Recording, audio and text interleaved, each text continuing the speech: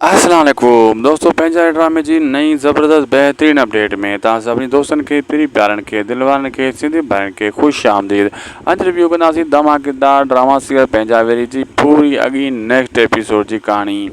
दोस्तों, कल हिकु दोस्त कमेंट कयो त सांवल जो किरदारु हाणे कंहिं कम जो ई न आहे, को ज़रूरत ई न आहे सांवल जे किरदार जी, इन जो किरदारु ख़तमु कयो वञे।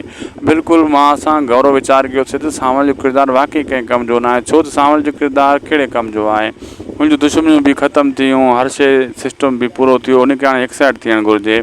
हाणे रावल ऐं पंहिंजूं रुंडे वारनि जूं ऐं अकबर ख़ान जूं दुश्मनियूं पाण में हलनि थियूं, वरी विच में दरिया ख़ान बि अची वियो आहे ऐं शेरड़ वारनि जूं, ऐं सांवल जो किरदारु बिल्कुलु फालतू विच में पियो थो हले।